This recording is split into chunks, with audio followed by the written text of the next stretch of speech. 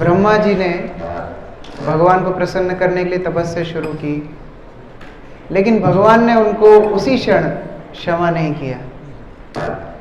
लेकिन हम दूसरी ओर देखते हैं, इससे भी बड़ी गलती की थी इंद्र ने।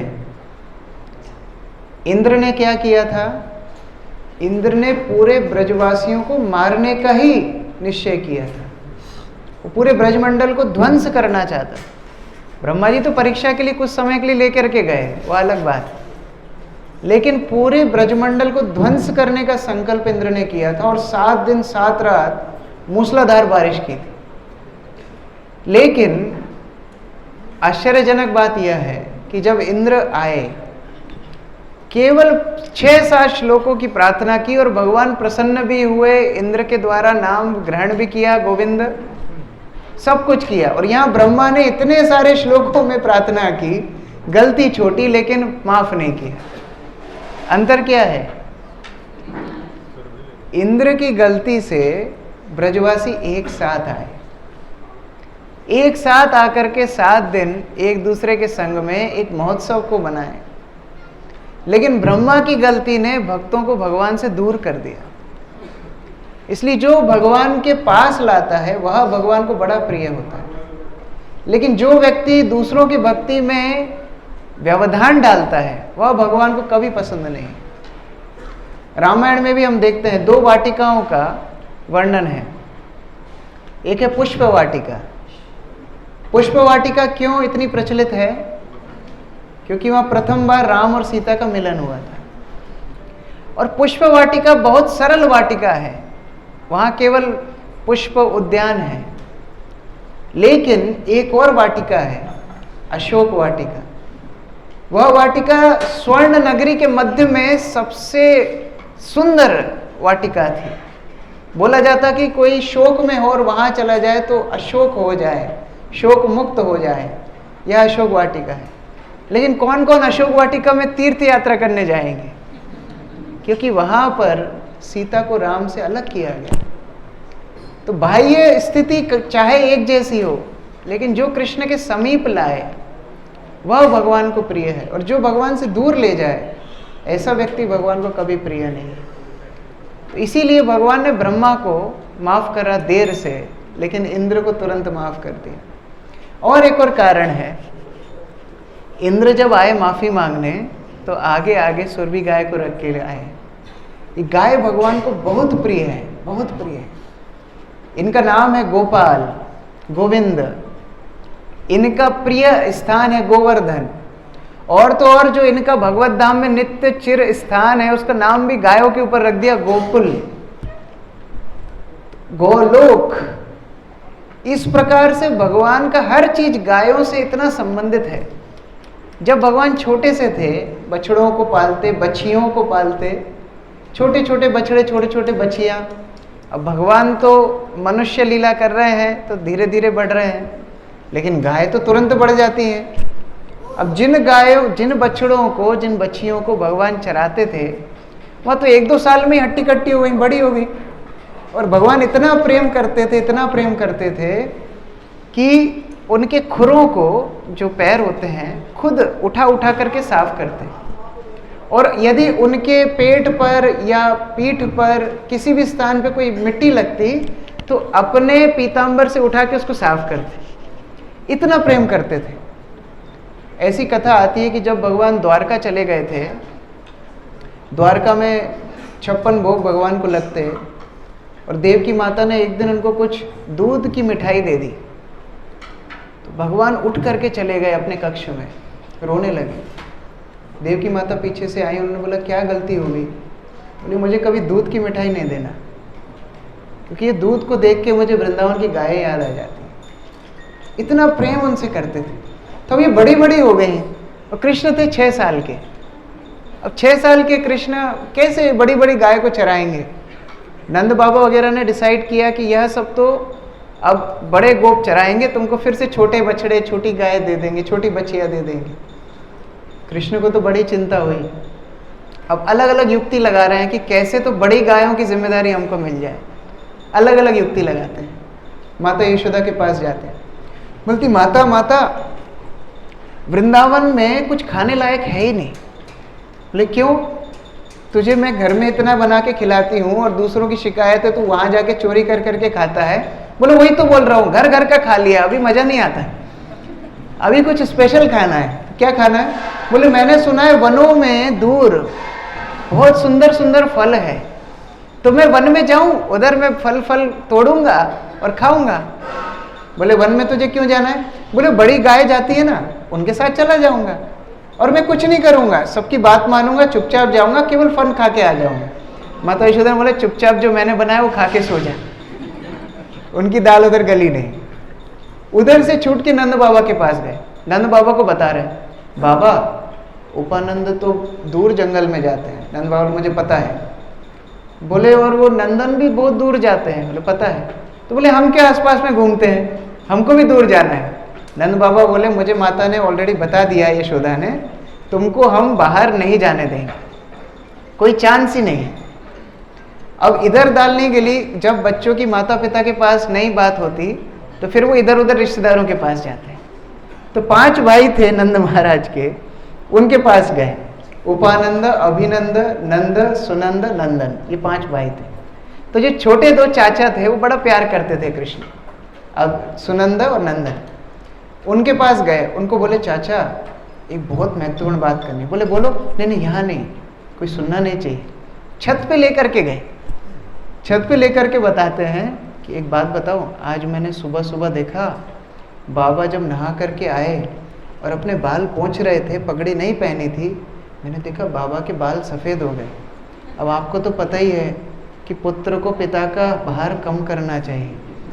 अब मैं जैसा इनका इतना जिम्मेदार पुत्र हूँ और बाबा को इतनी चिंता करनी पड़ती गायों की, अच्छा लगता है क्या?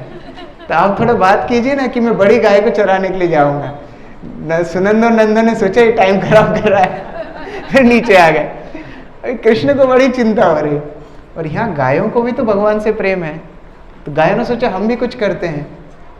तो उस दिन गौशाला से एक भी गाय बाहर ही नहीं निकल रही।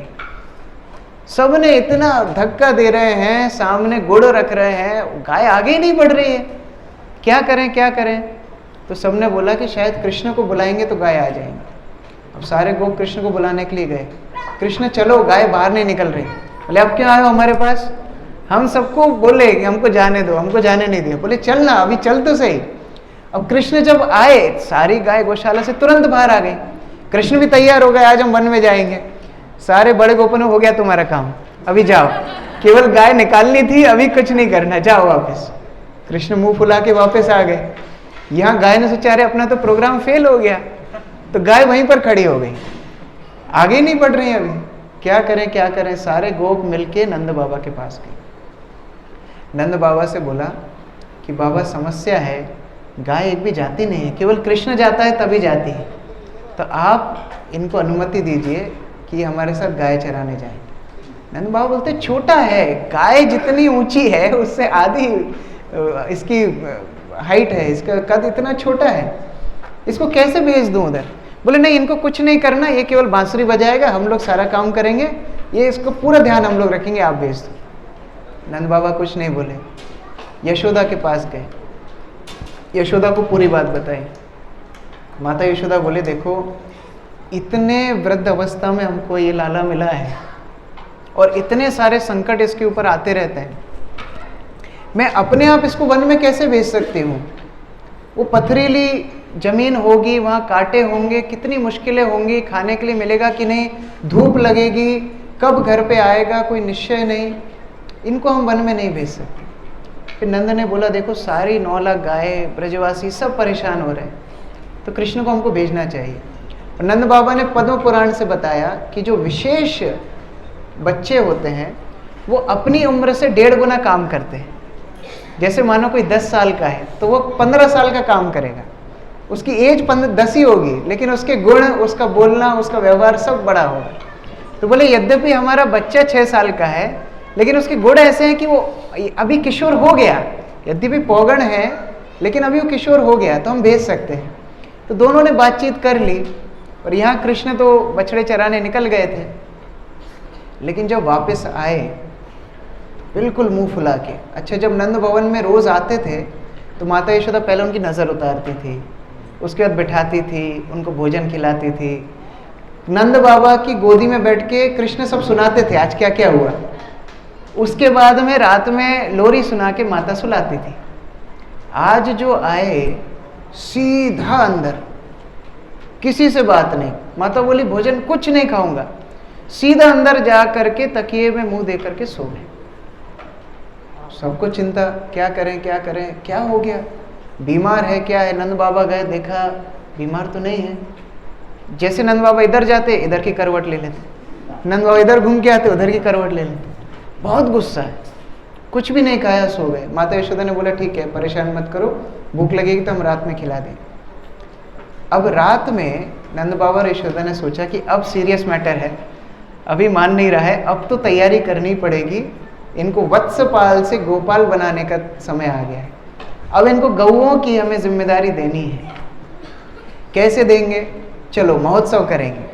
तो सारी तैयारियां की, रात ही रात में सारे वृंदावन को सजा दिया और सारे ब्राह्मणों को बुलाया। सारी गायों पर हल्दी और कुमकुम के तेल में मिक्स करके हाथ से छापे लगाए, उनको सुंदर तरीके से आभूषणों से कपड़ों से सजाया गया। सब तैयारियां हो गई। अब सुबह का अलार्म तो बजा ही नहीं। सुबह का अलार्म क्या था, कृष्ण की बांसुरी। कृष्ण ने बांसुरी बजाई नहीं। सूर्य उदय हो गया, सब लोग आंख खोल के देख रहे थे। गोप तो तभी उठते थे जब कृष्ण बांसुरी बजाते थे, बछड़े भी तभी उठते थे। सब आंख खोल के देख रहे, क्या सूरज उग गया, बांसुरी क्यों नहीं बजी आज। तो सब लोग नंद भवन के सामने इकट्ठे हो गए। वहां तो महोत्सव की तैयारियां चल रही हैं और कृष्ण को अलग अलग लोग उठाने जा रहे हैं। रोहिणी माता उठाने गई, तो कृष्ण उठ ही नहीं रहे। माता यशोदा उठाने गई, हिला रही हैं तो भी नहीं उठ रहे हैं। सोते हुए को तो आप उठा सकते हो, जो सोने का अभिनय कर रहा है उसको कैसे उठाएंगे। तो कृष्ण तो बड़े गुस्से में अभिनय कर रहे हैं। और वहां ब्राह्मणों को नंद महाराज ने सूचना दे दी, मंत्रोच्चारण शुरू करो। वह लोग मंत्रोच्चारण शुरू कर देते हैं। ओम तद विष्णु परमं पदा सदा पश्यन्ति सूरयो। कृष्ण वह मंत्र सुन के उठ गए, कुछ तो महोत्सव होने वाला है। खिड़की से चुपचाप झांक के देखते हैं क्या हो रहा है। तो बाहर सारी गाय खड़ी हैं, सारे जो बड़े बड़े गोप थे सिर पे पगड़ी बांध के वहां पर छड़ी लेकर के खड़े हुए हैं। कृष्ण उनको देख करके और ज्यादा दुखी हो गए। देखो मानो किसी का किसी कॉलेज में एडमिशन ना हुआ हो और उसके मित्र का हो गया हो, तो बहुत दुख होता है। तो उसी प्रकार से कृष्ण ने देखा कि अरे ये सब गाय चराने जाएंगे और इतना सज धज के मुझको चिढ़ाने के लिए जा रहे हैं। लेकिन माता यशोदा और नंद का तो दूसरा ही प्रोग्राम था। माता आई, कृष्ण मुंह फुलाकर तो बैठे ही थे। माता ने गोदी में बिठाया, बोले क्या बात है। बोले मुझे किसी से बात नहीं करनी। क्यों, मुझे आप लोग गाय चराने क्यों नहीं देते हो। तो माता यशोदा ने बोला देखो हम शुभ मुहूर्त में सब काम करते हैं, आज वो शुभ मुहूर्त आया है। आज कार्तिक मास है, शुक्ल पक्ष है, अष्टमी तिथि है, गुरुवार है। आज के दिन हम आपको गाय चराने की अनुमति देंगे, लेकिन एक कंडीशन है। क्या कंडीशन है कि आपको ये मैंने स्पेशल जूते बनाए ये पहनना है, और यह छाता मैंने बनवाया है, यह रेशम के कपड़े का छाता लेकर के जाना है। कृष्ण ने बोला ठीक है माता, एक्सेप्टेड।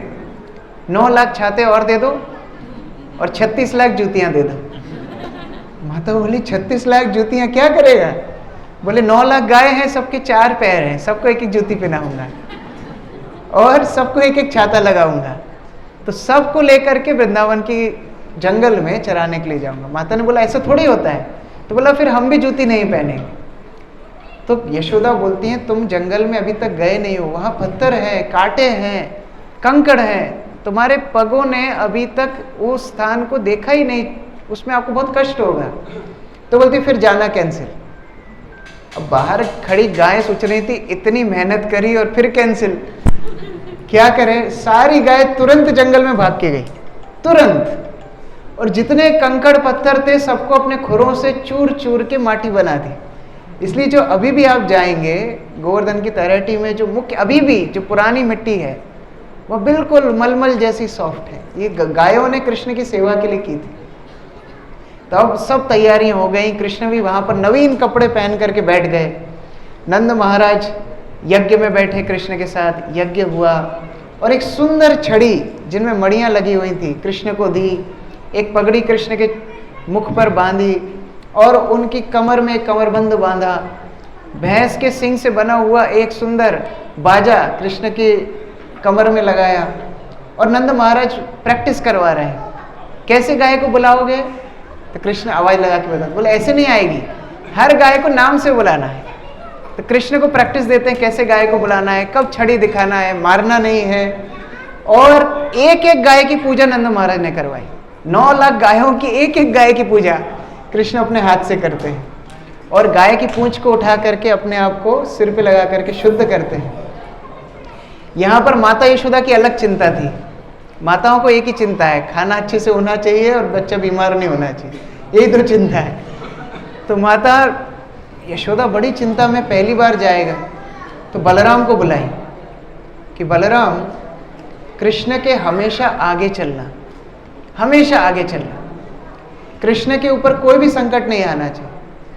सुबल सखा को बोली कृष्ण के पीछे चलना, श्रीदामा सुदामा को बोली कृष्ण के दोनों तरफ चलना, और कभी भी कोई फल देखना तुरंत ना खा ले, धो करके देना, और कोई बड़ी गाय जिसके बड़े बड़े सींग है उससे कृष्ण को दूर रखना।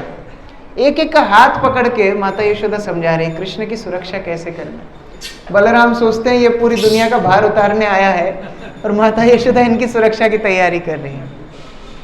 माता सबको इंस्ट्रक्शन देने लगी। वहां नंद महाराज ने सारी गायों को छोड़ने का आदेश दे दिया, चलो।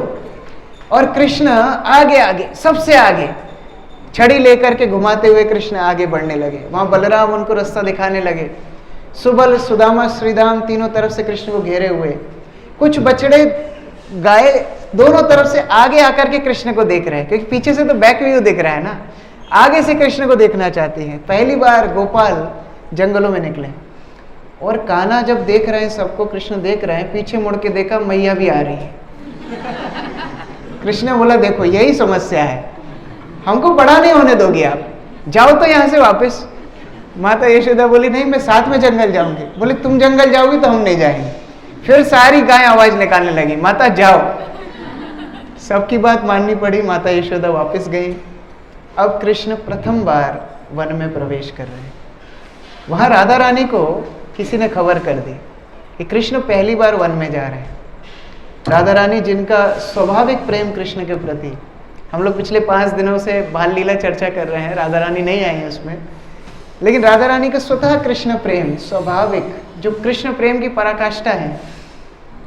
राधा रानी जब वृषभानु को मिली थी रावल में और उनको घर लेकर के आए थे, इतनी सुंदर तप्त कांचन गौरांगी, और तप्त कांचन ही नहीं, सोना पिघला हुआ ही नहीं, कुमकुमाक्त कांचन। आप जब पिघले हुए सोने में अगर कोई कुमकुम डाल दे तो वो स्वर्णमयी कांति और लालिमा के साथ, यह राधा रानी का वर्ण था। इतनी सुंदर बच्ची, पूरा ब्रजमंडल उसको देखने के लिए आ रहा है। लेकिन एक समस्या है, जब से लाए हैं ना तो कोई ध्वनि करती है, ना आंखें खोलती है, ना रोती है, ना कोई प्रतिक्रिया करती, केवल श्वास चल रही है। तो वृषभानु और कीर्तिदा माता ने सोचा कि शायद हमारी बच्ची सुन नहीं पाती है, शायद बोल नहीं पाती है। लेकिन जब नंद बाबा आए कृष्ण को लेकर के, वृषभानु और नंद बाबा मिलने लगे, इतने में कृष्ण, तब कृष्ण भी छोटे ही थे, धीरे धीरे घुटनों के बल जाके पलना को पकड़ के खड़े हो गए। और प्रथम बार राधा रानी ने अपनी आंखें खोली। वो और किसी को देखना ही नहीं चाहती, केवल कृष्ण को देखना चाहती। तो यह खबर जब कृष्ण की पहुंची राधा रानी के पास कि कृष्ण वन में गए हैं, छोटी सी राधा रानी, वो भी पौगंड अवस्था में है, लेकिन क्योंकि गुण इतने हैं तो किशोरी जैसी दिखती हैं। अब कैसे जाएं कैसे जाएं? तो उनके भाई थे श्रीदाम। तो श्रीदाम ने अपने कुछ वस्त्र वहां पर रख के आई थी।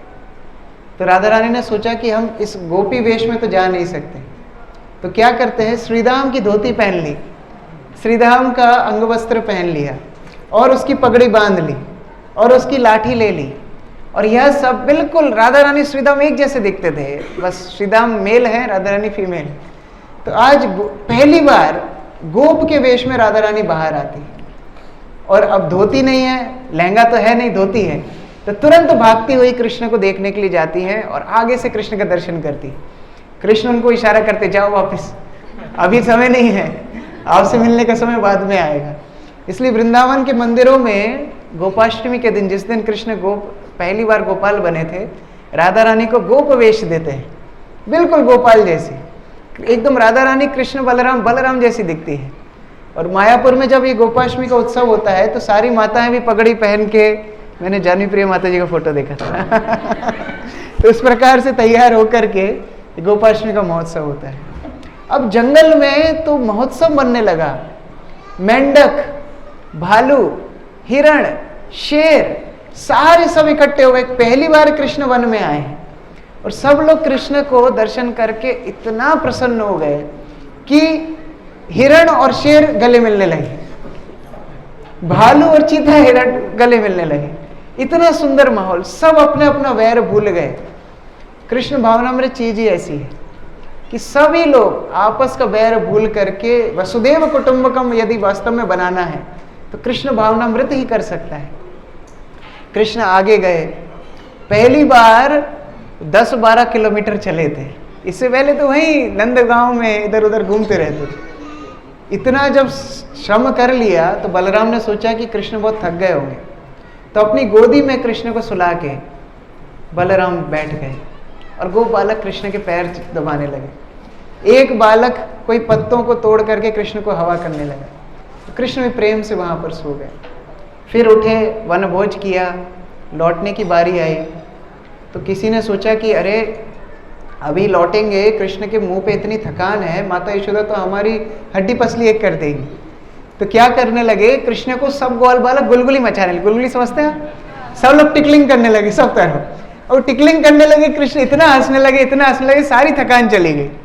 और कृष्ण पेड़ पर चढ़ गए और कदम्ब के पेड़ पर चढ़ के एक एक गाय को पुकारने लगे, टेर लगाने लगे। सारी गायों को एक एक नाम से बुला बुला कर सबको इकट्ठा किया। वह स्थान टेर कदम्ब कहलाया। और कुछ गायें इतनी शातिर थीं कि उनको पता था कि अगर स्पेशल अटेंशन चाहिए तो अभी नहीं जाना है, तो वो लोग बुलाने पे भी नहीं आ रहे थे, तो कृष्ण उतर करके उनको पकड़ पकड़ के वापस ला रहे थे। इतना प्रेम गायों और कृष्ण के बीच में। फिर वहाँ कृष्ण ने फिर से सारी गायों को भोजन कराया, पानी पिलाया, सब वन भोज हुआ। उसके बाद लौटने की बारी आई। यहाँ माता यशोदा सोच रही है कि सूर्य अस्त हो गया है, कृष्ण अभी तक आए क्यों नहीं है। घर में कोई मन नहीं लग रहा है। जब से कृष्ण गए तब से ही नीचे नंद भवन से ताक रही है, कब कृष्ण आएंगे, कब कृष्ण आएंगे। और पहली बार माता यशोदा वो गोपाल का दर्शन करती हैं आते हुए। पूरे चेहरे पर मिट्टी लगी हुई है। जो माला माता ने गले में पहनाई थी वो तो पैर में बंधी हुई है। और माता ने इतना अच्छा सजा के भेजा था। गोप बालकों ने क्या किया, जंगल में सारे आभूषण तो इधर उधर बांध दिए और फिर फलों से फूलों से रंग बना के कृष्ण की सुंदर डेकोरेशन किया। और 5 प्रकार के वन फूलों से एक माला बनाई जिसको वैजंती माला बोलते हैं। इतनी सुंदर श्रृंगार। पहली बार माता यशोदा दूर से कृष्ण को देख रहे हैं और देखते ही रह गए, इतनी सुंदर कांति। कृष्ण दौड़ करके आते हैं, नंद बाबा गोदी में बैठ जाते हैं, पूरी बात बताते हैं। बाबा बाबा पता है आज ऐसा हुआ, आज वैसा। और वो गाय तो मान ही नहीं रही थी, मैं उसको पकड़ के लेकर के आया। पूरी बात सुनाती है। और उस प्रकार नंद और यशोदा कृष्ण की लीलाओं में मग्न रहते हैं, आनंद उठाते हैं। तो यह वृंदावन का परिवार है, यह वृंदावन है जहाँ कृष्ण अपनी माधुर्य से, अपने प्रेम से सारे ब्रजवासियों के प्राण बन गए। तो ऐसी लीला श्रीमद् भागवत के माध्यम से हम श्रवण कर रहे हैं। श्रील प्रभुपाद की विशेष कृपा है, गौड़ीय परंपरा की विशेष कृपा है।